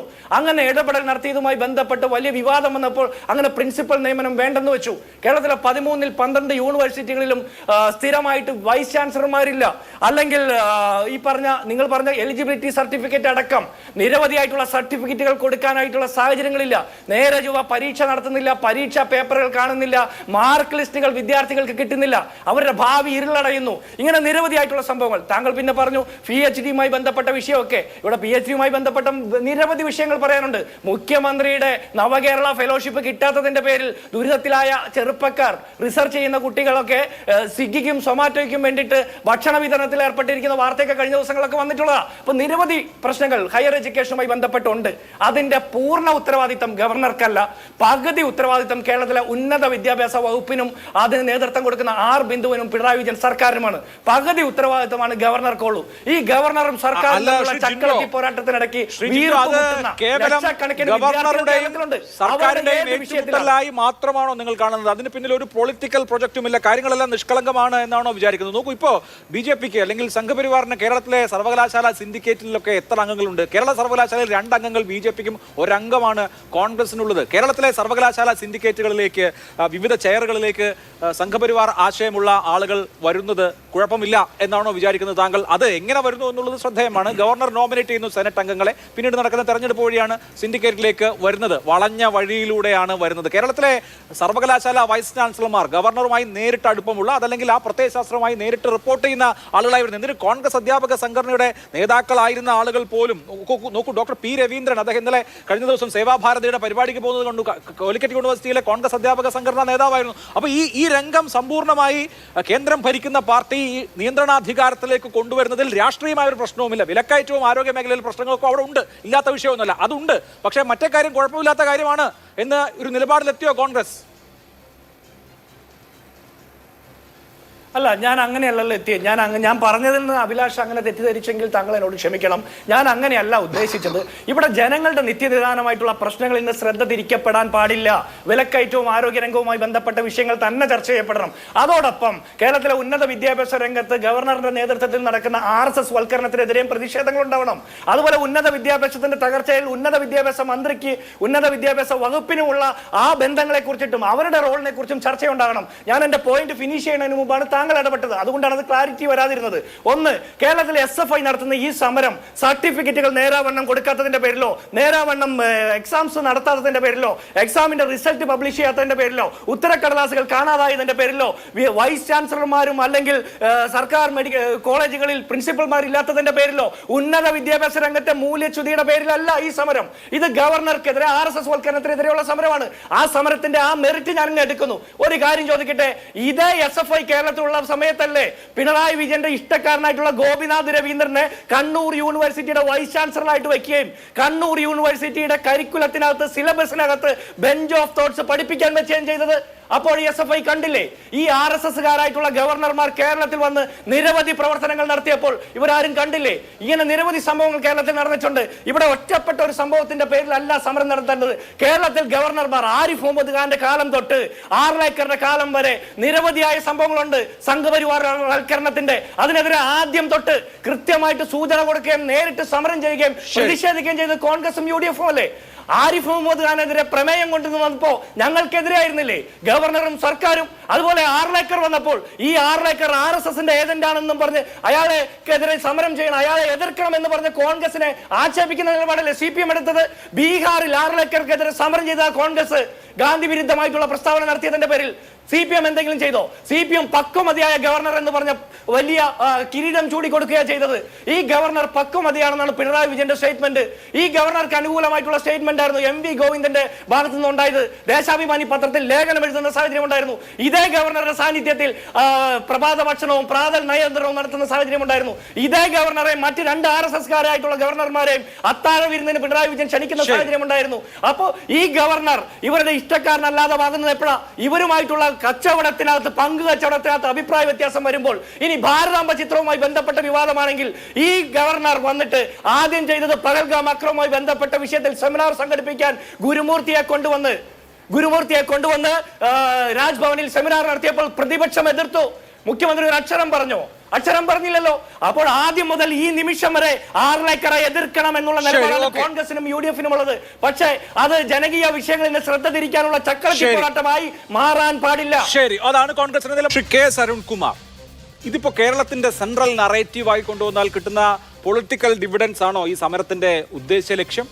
ഇന്നിപ്പോ SFIയുടെ സമരത്തിലേക്ക് നാടകീയമായി CPIM-ന്റെ സംസ്ഥാന സെക്രട്ടറി MV ഗോവിന്ദൻ മാസ്റ്റർ ഒരു കാറിൽ വന്നിറങ്ങുന്നതും സമര നേതാക്കളെ അഭിവാദ്യം ചെയ്യുന്നതും അദ്ദേഹം തിരിച്ചു പോകുന്നതും വഴങ്ങില്ല, വൈസ് ചാൻസലർ അങ്ങനെ കരുതേണ്ട, ഗവർണറും എന്ന് പ്രഖ്യാപിക്കുന്നതുമൊക്കെ നമ്മൾ കണ്ടു. അപ്പോൾ ഇത് CPM ഓൺ ചെയ്യുന്ന അല്ലെങ്കിൽ CPM ഡിസൈൻ ചെയ്യുന്ന സമരമാണ്.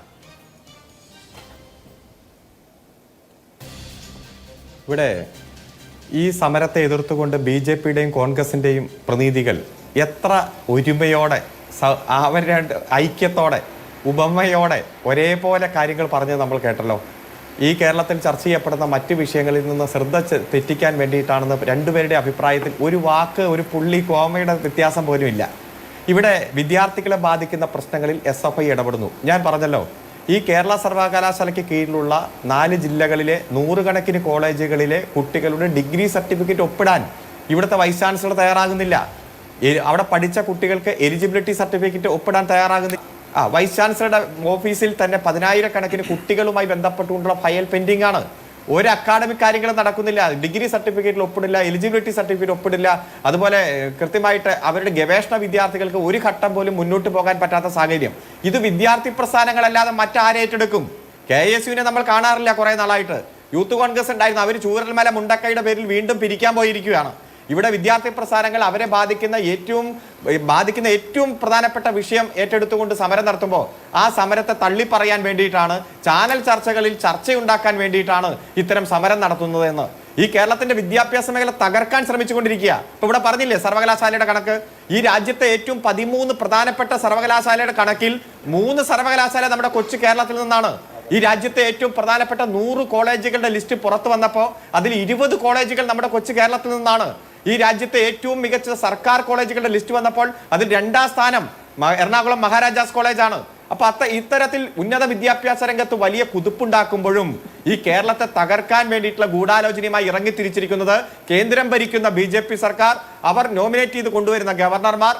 ആ ഗവർണർ കൃത്യമായിട്ട് ഏകപക്ഷീയമായി രാഷ്ട്രീയ ചൊവ്വയോടെ സെലക്ട് ചെയ്യുന്ന വൈസ് ചാൻസലർമാരാണ്. ഹൈക്കോടതി പറഞ്ഞില്ലേ, ഇത്തരത്തിലുള്ള താൽക്കാലിക വൈസ് ചാൻസലർമാരെ എല്ലാം തെരഞ്ഞെടുത്ത രീതി കൃത്യമായി നിയമവിരുദ്ധമാണ്, അവർ യോഗ്യരല്ലെന്ന് പറഞ്ഞു. നിർഭാഗ്യവശാൽ ആ ഹൈക്കോടതി യോഗ്യരല്ലെന്ന് കണ്ടെത്തിയ ആളെ തന്നെ തുടരാൻ അനുവദിക്കുന്ന ഒരു സാഹചര്യം നമ്മൾ കാണുകയാണ്. ഇതൊക്കെ പരിശോധിക്കപ്പെടേണ്ടതല്ലേ? ഇവിടെ സെനറ്റിലേക്കും സിൻഡിക്കേറ്റിലേക്കും VC കൃത്യമായിട്ട് ഗവർണർ നോമിനേറ്റ് ചെയ്യപ്പെടുന്ന ആൾ, അതിൽ കോൺഗ്രസ് ഉണ്ട്, ലീഗ് ഉണ്ട്, BJP ഉണ്ട്. അതുപോലെ വിദ്യാർത്ഥി പ്രതിനിധിയെ സെലക്ട് ചെയ്തൊക്കെ നമ്മുടെ മുന്നിലുണ്ട്. വിധി പറയാൻ മാറ്റിയിട്ട് ഇപ്പോൾ ഒരു കൊല്ലാവാറായി. ഇതൊക്കെ കാണുകയാണ്, കൃത്യമായിട്ടുള്ള അജണ്ട നാം കാണുകയാണ്. അത് കേരളത്തിന്റെ വിദ്യാഭ്യാസ മേഖലയിലെ നേട്ടങ്ങൾ തകർക്കാനാണ്, കുട്ടികളെ വഴിയാധാരമാക്കാൻ വേണ്ടിയിട്ടാണ്. ഇതിനെതിരെ അതിശക്തമായിട്ടുള്ള പ്രതിഷേധം ഉയർന്നു വരുമ്പോൾ ആ പ്രതിഷേധത്തെ തള്ളി പറയാൻ എത്ര അനാവശ്യമായിട്ടുള്ള കാര്യങ്ങളാണ് പറയുന്നത്. ഏത് വിഷയവും ചർച്ച ചെയ്യട്ടെ എന്ന്. ഈ കുട്ടികളുടെ പ്രശ്നം ചർച്ച ചെയ്യാൻ SFI അടക്കമുള്ള വിദ്യാർത്ഥി പ്രസ്ഥാനങ്ങളല്ലാതെ മറ്റാരാണുള്ളത്? ഇപ്പൊ താൽക്കാലിക VC വരുമ്പോൾ എന്താ ചെയ്യേണ്ടത്? ആ താൽക്കാലിക VCയുടെ ചുമതലയല്ലേ ചെയ്യേണ്ടത്? അദ്ദേഹം എന്താ ഇവിടെ രജിസ്ട്രാറിനെതിരെ നടപടി എടുക്കാനും മറ്റു കാര്യങ്ങളുമായിട്ട് മുന്നോട്ട് പോകുന്ന കാണുകയാണ്. ഇവിടെ സ്റ്റാറ്റ്യൂട്ട് ഉണ്ടല്ലോ, യൂണിവേഴ്സിറ്റി ആക്ട് ഉണ്ടല്ലോ, ആക്ടിൽ പറഞ്ഞിരിക്കുന്ന കൃത്യമായിട്ടുള്ള വകുപ്പുകളുണ്ടല്ലോ. ആ ആക്ടിന്റെ 10 ക്ലോസ് 13 10 ക്ലോസ് 14 അതുപോലെ 1977 സ്റ്റാറ്റ്യൂട്ട്, ന്യൂ സ്റ്റാറ്റ്യൂട്ടിലെ അധ്യായം 2 22 ആരാണോ അപ്പോയിന്റ് ചെയ്യുന്നത് അവർക്ക് മാത്രമേ നടപടിയെടുക്കാൻ കഴിയൂ. ഒരു തരത്തിലും രജിസ്ട്രാറിന്റെ നിയമനവുമായി ബന്ധപ്പെട്ടുകൊണ്ട് VCക്ക് യാതൊരു ബന്ധമില്ല, ഗവർണർക്കും യാതൊരു ബന്ധമില്ല. ആകെ ബന്ധമുള്ളത് സിൻഡിക്കേറ്റിന് മാത്രമാണ്. ഒരു കൃത്യമായിട്ടുള്ള ഘട്ടത്തിൽ VCക്ക് കൃത്യമായിട്ട് ഗവർണർക്ക് ഇടപെടാം. ഗവർണർക്ക് ഇടപെടുന്ന എന്താ? അത് അതോറിറ്റി ഓഫ് ദി യൂണിവേഴ്സിറ്റിയുമായി ബന്ധപ്പെട്ട് സെക്ഷൻ 7 ഡോക്ടർ അനിൽകുമാർ കേരള ഹൈക്കോടതിയിൽ ഒരു ഹർജി നൽകിയിരുന്നല്ലോ. അതിൽ കൃത്യമായി കോടതി ഒരു ഫൈനൽ വ്യക്തത വരുത്തിയേനെയല്ലോ. പക്ഷേ രജിസ്ട്രാർ ആ ഹർജി പിൻവലിക്കുകയാണ് ചെയ്തത്. സിൻഡിക്കേറ്റ് അദ്ദേഹത്തെ പുനഃസ്ഥാപിക്കുകയും ചെയ്തു. പക്ഷേ അദ്ദേഹത്തെ പുനഃസ്ഥാപിച്ചപ്പോൾ അത് വൈസ് ചാൻസലർ സമ്മതിച്ചില്ല. വൈസ് ചാൻസലർ വേറൊരു വ്യക്തിയെ ആ പൊസിഷനിലേക്ക് നിയോഗിച്ചിട്ടുണ്ട്. അവർ പൂർണ്ണമായും ചാർജ് എടുത്തില്ല എന്നാണ് ഞാൻ മനസ്സിലാക്കുന്നത്. ഈ നിയമപ്രശ്നങ്ങളാണ് പ്രശ്നമെങ്കിൽ അക്കാര്യത്തിൽ ഹൈക്കോടതിയിൽ തന്നെ വ്യക്തത വരുത്താമായിരുന്നല്ലോ. പറ്റില്ലല്ലോ. അതായത് ഹൈക്കോടതിയിൽ നമ്മൾ പോകുന്ന എപ്പോഴാ? ഒരു മൗലിക അവകാശത്തിന്റെ നിഷേധം ഉണ്ടാകുമ്പോഴാണ് റിട്ട് പെറ്റീഷൻ ഫയൽ ചെയ്യുന്നത്. റൈറ്റ് ടു വർക്ക് എന്ന അദ്ദേഹത്തിന്റെ മൗലിക അവകാശം, അദ്ദേഹത്തിന്റെ നടപടിയെടുക്കാൻ ഒരധികാരവും ഇല്ലാത്ത ഒരാൾ ഒരു ഉത്തരവ് പാസ്സാക്കിയിരിക്കുന്നു, അതിനെ ചലഞ്ച് ചെയ്തു പോകുന്നു. ആദ്യത്തെ ദിവസം അഡ്മിഷന് വരുന്നു, കേസ് എതിർഭാഗം കൂടി കേൾക്കട്ടെ, യൂണിവേഴ്സിറ്റിയുടെ കൗണ്ടർ വരട്ടെ, VCയുടെ കൗണ്ടർ വരട്ടെ എന്ന് പറയുന്നു. പിറ്റേ ദിവസം കേസ് വരുന്നു. ആ കേസ് വരുമ്പോൾ ആ കേസ് പരിഗണനയ്ക്കെടുക്കുമ്പോൾ ഇംപ്യൂങ്ഡ് ഓർഡർ, കുറ്റാരോപിതമായ ഓർഡർ, അദ്ദേഹത്തിനെതിരെ നടപടിയെടുത്ത ഓർഡർ അപ്പോൾ ഇല്ല. കാരണം അത് ആ അപ്പോയിന്റിംഗ് അതോറിറ്റി തന്നെ ആ സസ്പെൻഷൻ പിൻവലിച്ചിരിക്കുന്നു. തെറ്റുപറ്റിയ ആ യൂണിവേഴ്സിറ്റിയുടെ തെറ്റ് സിൻഡിക്കേറ്റ് കറക്റ്റ് ചെയ്തിരിക്കുന്നു. VCയുടെ ഗുരുതരമായിട്ടുള്ള പിശക് ആ സിൻഡിക്കേറ്റ് കൃത്യമായിട്ട് ക്യൂർ ചെയ്തിരിക്കുകയാണ്. ആ ഒരു സാഹചര്യത്തിൽ റിട്ട് പെറ്റീഷൻ എടുക്കുമ്പോൾ ഇംപ്യൂങ്ഡ് ഓർഡർ ഇല്ല, കുറ്റാരോപിതമായിട്ട് ഓർഡർ ഇല്ല, ഫണ്ടമെന്റൽ റൈറ്റ്സിന്റെ വയലേഷൻ ഇല്ല, പിന്നെ എങ്ങനെ റിട്ട് പെറ്റീഷൻ നിലനിൽക്കും? അതുകൊണ്ട് ആ റിട്ട് പെറ്റീഷൻ പിൻവലിക്കാൻ അപേക്ഷിക്കുന്നു. അത് കോടതി കൃത്യമായി അനുവദിക്കുന്നു. അവിടെ ഡോക്ടർ സിസ തോമസും വക്കീലിനെ വെച്ച വാദം പറഞ്ഞല്ലോ, ഈ സാഹചര്യങ്ങൾ തെറ്റാണെന്നൊക്കെ പറഞ്ഞ് ബോധിപ്പിക്കാൻ ശ്രമിച്ചല്ലോ. ഈ വാദം കൂടി കേട്ടിട്ടല്ലേ, അതായത് VCയുടെ വാദം കൂടി കേട്ടിട്ടാണ് ഹൈക്കോടതി ഈ റിട്ട് പെറ്റീഷൻ പിൻവലിക്കാൻ അനുവദിക്കുന്നത്. അതുകൊണ്ട് ആ കേസ് പിന്നീട് മുന്നോട്ട് പോകാൻ കഴിയില്ല. ഇനി മറ്റാരെങ്കിലും ഈ പ്രൊസീഡിങ്സ് ചലഞ്ച് ചെയ്തു വന്നാൽ കോടതി ഇടപെട്ടോട്ടെ. ഇവിടെ കൃത്യമായി സർവകലാ സ്റ്റാറ്റ്യൂട്ടാണ് വലുത്, സർവകലാശാലയുമായി ബന്ധപ്പെട്ടുള്ള നിയമമാണ് വലുത്. ആ നിയമത്തിനനുസരിച്ച് VCക്കും രജിസ്ട്രാർക്കും താഴെയുള്ള എല്ലാ ഉദ്യോഗസ്ഥന്മാർക്കും പ്രവർത്തിക്കാൻ കഴിയൂ. അതുപോലെ ആ നിയമത്തിനനുസരിച്ച് മാത്രമേ കൃത്യമായി ഇവിടെ ഗവർണർക്കും ഇടപെടാൻ കഴിയൂ, ഗവർണർ ചാൻസലർ എന്ന രൂപത്തിൽ ഇടപെടാൻ കഴിയൂ. അതിന് വിരുദ്ധമായി എന്ത് പ്രവർത്തിച്ചാലും അതിശക്തമായി നേരിടും. ഉജ്ജ്വലമായിട്ടുള്ള വിദ്യാർത്ഥി സമരം ഉയർന്നു വരും. ആ സമരത്തിന് ഈ നാട് പിന്തുണ കൊടുക്കും. ഈ നാടിനെ രക്ഷിക്കാൻ, വിദ്യാർത്ഥികളെ രക്ഷിക്കാൻ, വിദ്യാഭ്യാസ മേഖലയെ രക്ഷിക്കാൻ ഏതറ്റം വരെ പോകേണ്ടി വന്നാലും ഉജ്ജ്വലമായിട്ടുള്ള പോരാട്ടത്തിലൂടെ മുന്നോട്ട് പോകും. അതിൽ ഒരു സംശയവുമില്ല. നുണപ്രചരണം നടത്തുന്നവർ നുണപ്രചരണമായിട്ട് പോയിക്കോട്ടെ, അപവാദ പ്രചരണം നടത്താൻ BJP കോൺഗ്രസ് ഒരുമിച്ച് ഇറങ്ങിക്കോട്ടെ, ഞങ്ങൾക്ക് ഒരു പ്രശ്നവുമില്ല അതിൽ. ശരി, ഇവിടെ ശ്രീ ശങ്കുട്ടിദാസ്, എൻ്റെ ചോദ്യം, ഇനി താങ്കൾ അഭിസംബോധന ചെയ്യേണ്ട ചോദ്യം, കേരളത്തിൽ ഒരു രാഷ്ട്രീയ വിജയം അത് തെരഞ്ഞെടുപ്പിലൊക്കെ ജയിച്ച് നേടേണ്ടതാണ്. അത് നിങ്ങൾ 2026-ലും 31-ലും ഒക്കെ ശ്രമിക്കും. അതിനു മുമ്പ് കേരളത്തിലെ യൂണിവേഴ്സിറ്റികളെ പൊളിറ്റിക്കലായി പിടിക്കാം എന്നൊരു പ്രോജക്റ്റിന്റെ ഭാഗമായിട്ടാണോ ഇതുപോലെ സിൻഡിക്കേറ്റിലേക്കും അതുപോലെ മറ്റിടങ്ങളിലേക്കും ഒക്കെ ഭരണ സ്ഥാപനങ്ങളിലേക്ക് ഗവർണർ വഴി നിങ്ങളുടെ ആളുകൾ കയറുന്നത്? അങ്ങനെ ഒരു പൊളിറ്റിക്കൽ പ്രൊജക്ട് ഉണ്ടായാൽ അതിനെ എതിർക്കാൻ അപ്പുറത്തുള്ള ആളുകൾക്ക് അവകാശമുണ്ടല്ലോ. അതാണ് ഇപ്പോൾ നടന്നുകൊണ്ടിരിക്കുന്നത്. പിന്നെ ഞാൻ നേരത്തെ പറഞ്ഞ കാര്യം, 2024 NIRF റാങ്കിങ്ങിന്റെ കാര്യം. NIRF റാങ്കിങ്ങിൽ Kerala university of Kerala rank 9 in state public university category in India, ranked 21 in university category in India, ranked 38 in overall category in India. അതിന്റെ NIRF കേരള സർവകലാശാലയ്ക്ക് കൊടുത്ത സർട്ടിഫിക്കറ്റ് ആണ് ഞാൻ താങ്കൾക്ക് വാട്സാപ്പിൽ അയച്ചത്. അതിൽ ഒരു ക്ലാരിറ്റി വന്നു എന്ന് വിചാരിക്കുന്നു.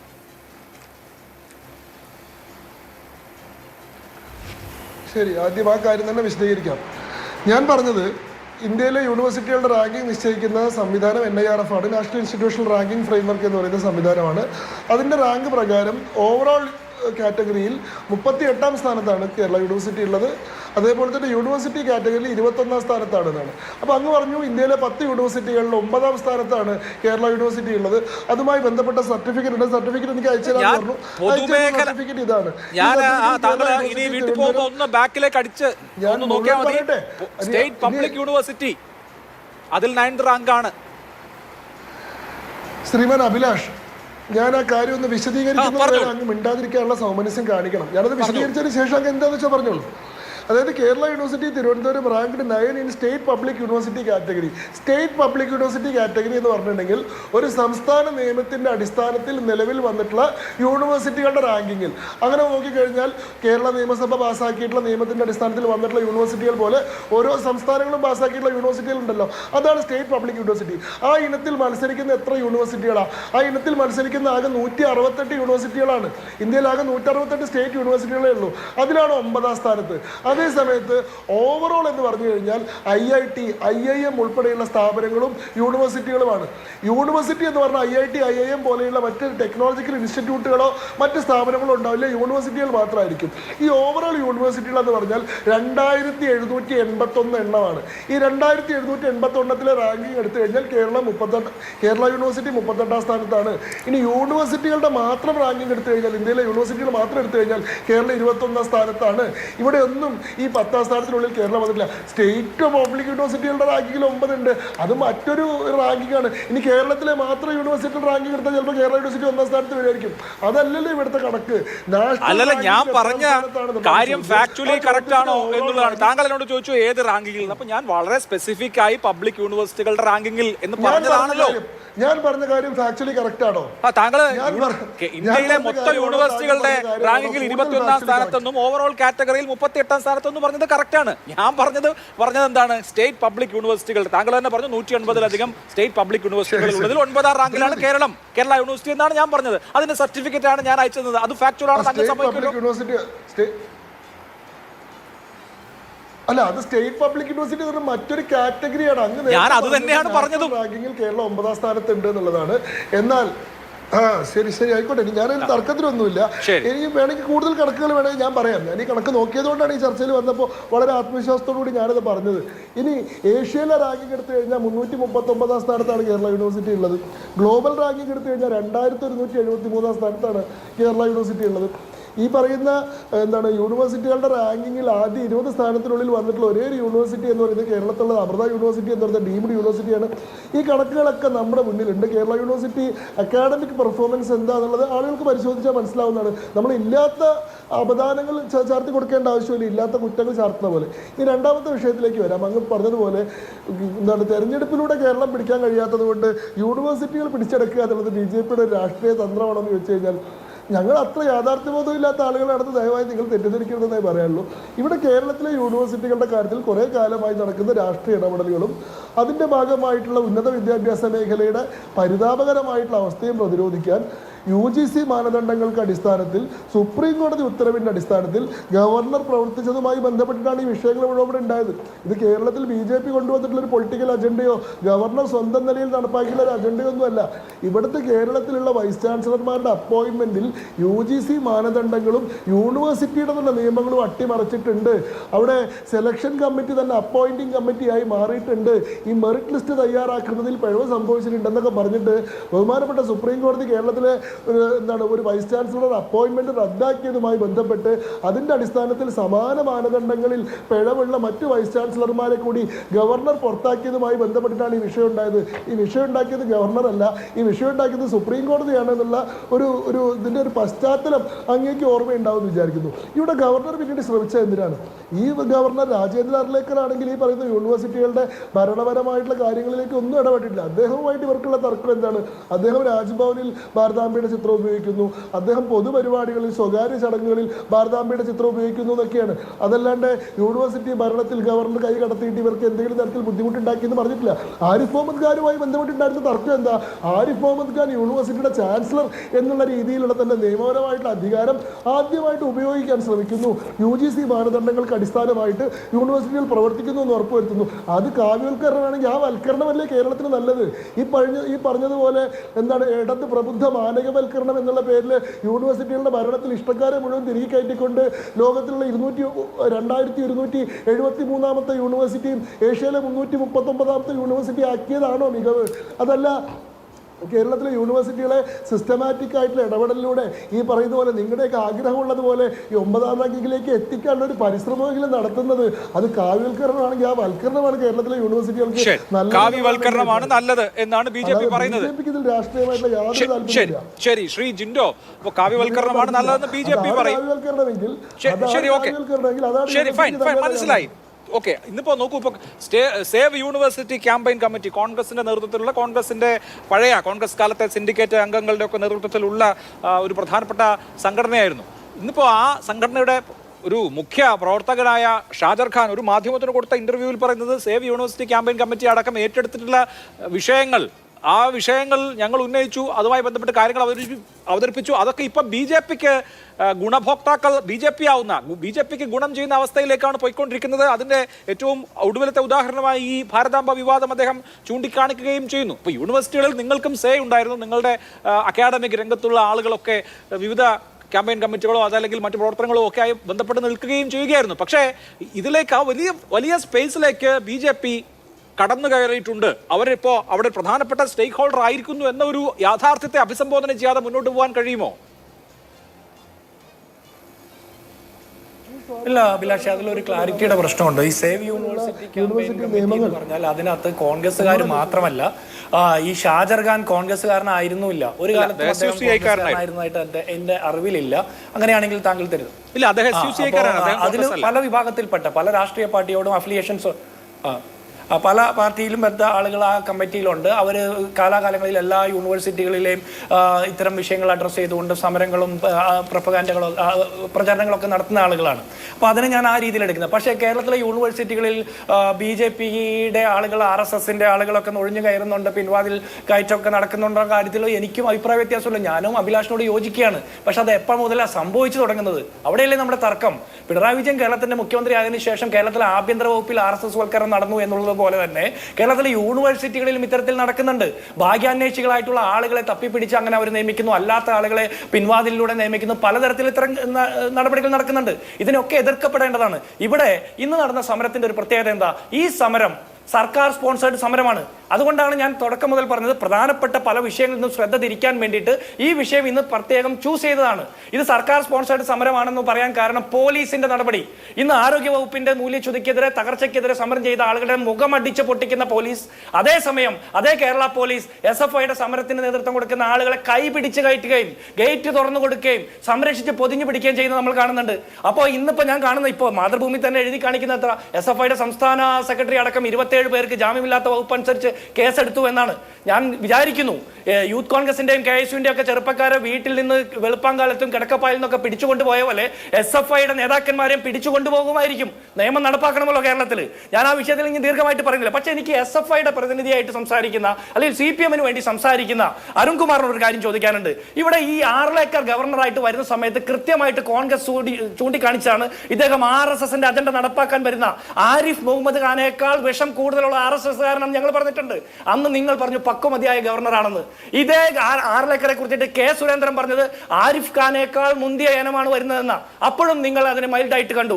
ഈ RSSകാരനെ കൂട്ടിക്കൊണ്ട് പ്രാതൽ നയതന്ത്രത്തിന് മുഖ്യമന്ത്രി പോയി. നിങ്ങൾക്ക് എതിർപ്പുണ്ടായില്ല. അത്താഴ വിരുന്നിന് ക്ഷണിച്ചു, നിങ്ങൾക്ക് എതിർപ്പുണ്ടായില്ല. ജന്മദിന കൂടിക്കാഴ്ച നടത്തി സമ്മാനം പരസ്പരം കൈമാറി, നിങ്ങൾക്ക് എതിർപ്പുണ്ടായില്ല. പക്വമതിയായ ഗവർണർ എന്ന് നിങ്ങളുടെ നേതാക്കന്മാർ അഭിസംബോധന ചെയ്തു, നിങ്ങൾക്ക് എതിർപ്പുണ്ടായില്ല. ദേശാഭിമാനി പത്രത്തിൽ MV ഗോവിന്ദൻ പ്രസ്താവന നടത്തി അദ്ദേഹത്തെ സ്വാഗതം ചെയ്യുന്നു എന്ന് പറഞ്ഞ് നിങ്ങൾക്ക് എതിർപ്പുണ്ടായില്ല. ആ ഗുരുമൂർത്തി വന്ന് പഹൽഗാം അക്രമത്തിന് ശേഷം രാജ്ഭവനിൽ നടത്തിയ ആ പ്രസംഗത്തെ കുറിച്ചിട്ട്, ആ പ്രഭാഷണത്തെ കുറിച്ചിട്ട് പ്രതിപക്ഷം എതിർത്തപ്പോഴും നിങ്ങൾക്ക് എതിർപ്പുണ്ടായില്ല.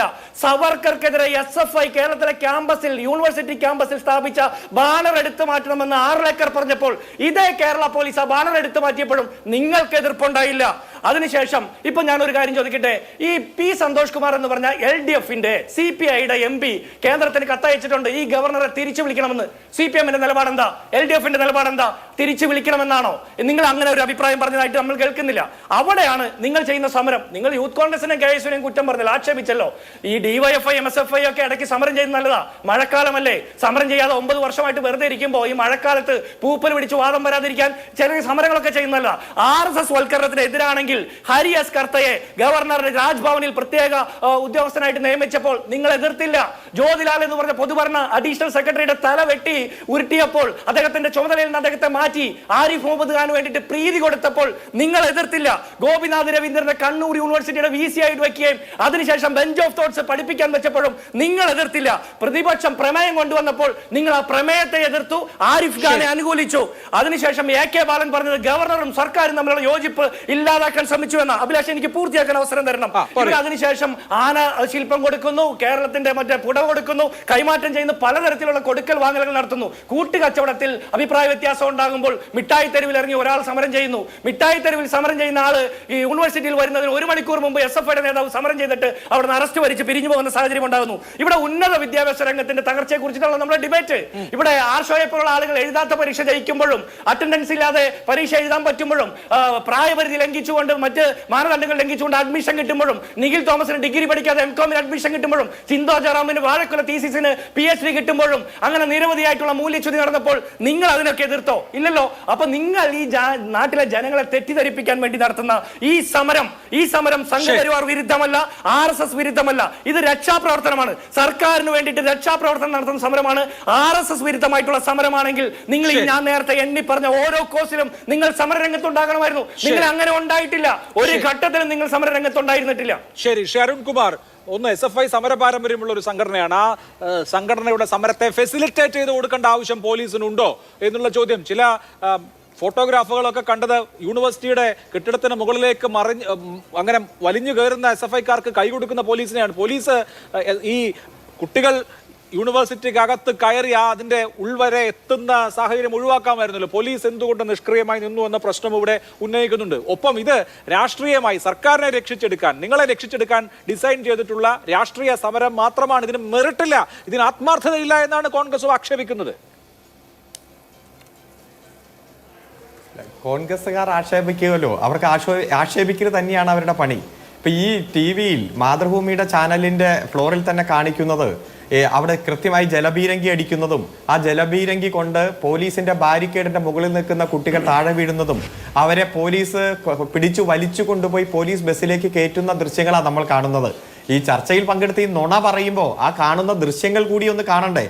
ഇവിടെ ഈ സമരം പോലീസ് കൃത്യമായിട്ട് തന്നെ ഇടപെടുകയും ആ പോലീസ് ബാരിക്കേഡും മതിലുകളും ചാടിക്കടന്ന് SFIയുടെ സഖാക്കൾ ഉള്ളിലേക്ക് പ്രവേശിച്ച് അവരുടെ അതിശക്തമായിട്ടുള്ള പ്രതിഷേധം രേഖപ്പെടുത്തുകയാണ് ചെയ്തത്.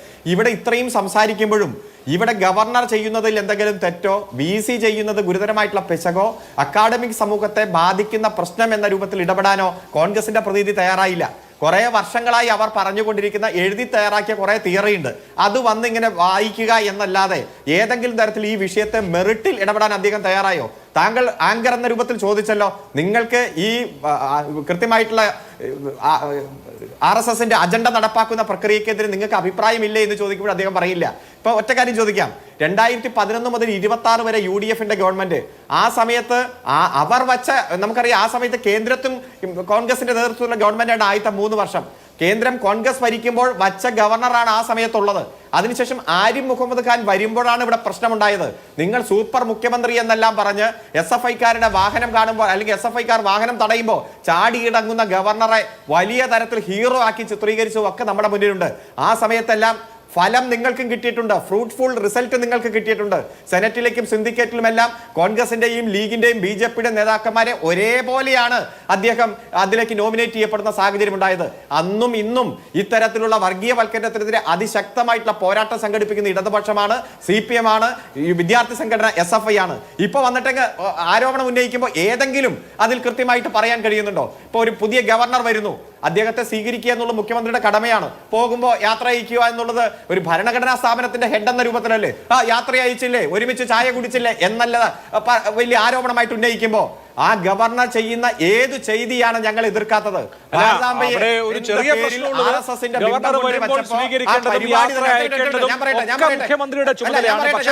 പക്ഷേ കേരള ഹൗസിൽ അതുപോലെ തന്നെ ഈ ഗവർണറെ പുകഴ്ത്തി ലേഖനം എഴുതുന്നതൊന്നും സർക്കാരിന്റെയോ CPM സെക്രട്ടറിയുടെയോ ഒന്നും ഉത്തരവാദിത്തമല്ല. അല്ലല്ല, ഒരു പുകഴ്ത്തി ലേഖനം എഴുതിയിട്ടില്ല. അത്തരത്തിലൊന്നും വ്യാഖ്യാനിക്കേണ്ട.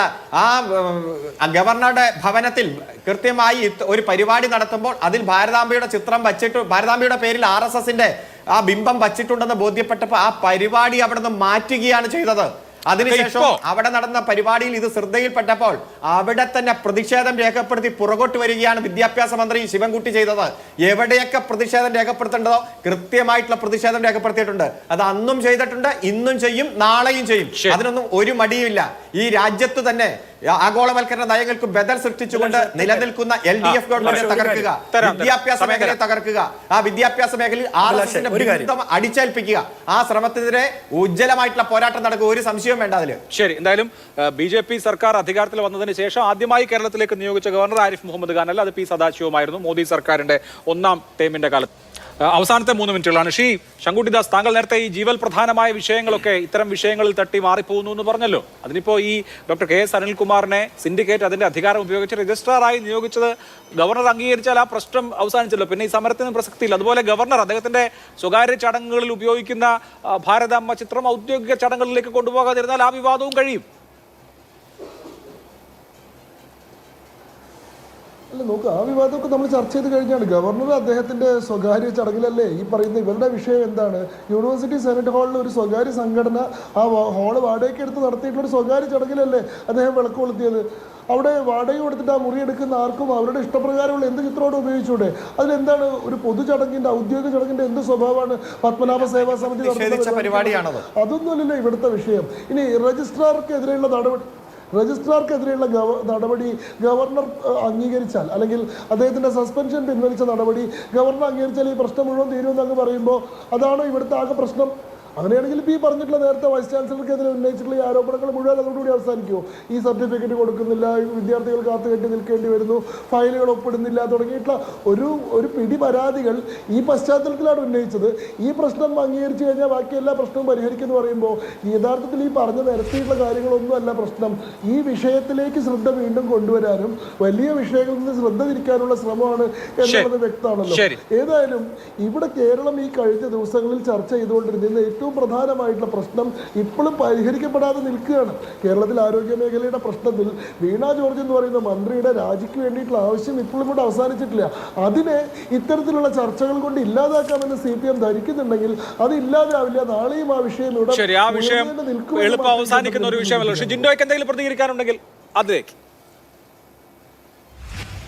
ഉണ്ട് അഭിലാഷ്. ഈ RSS വൽക്കരണത്തിനെതിരെ ആദ്യം പ്രതികരിച്ചത് കേരളത്തിലെ UDFും കോൺഗ്രസുമാണ്.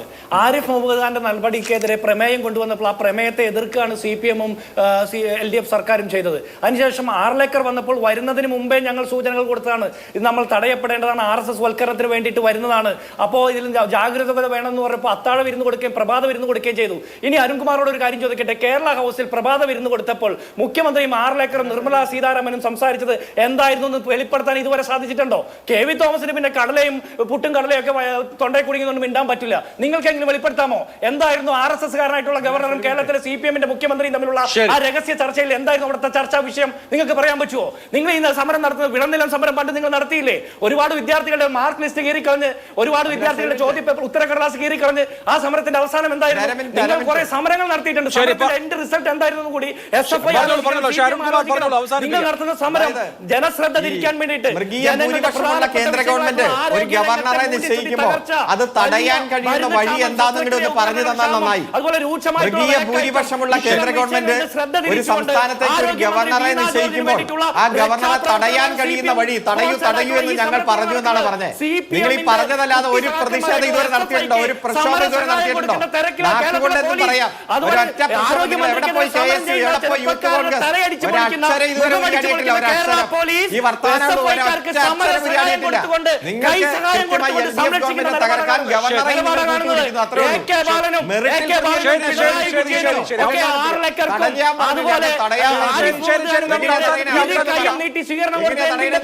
നിങ്ങൾ ചുമന്ന പരവതാനി വിരിച്ചു.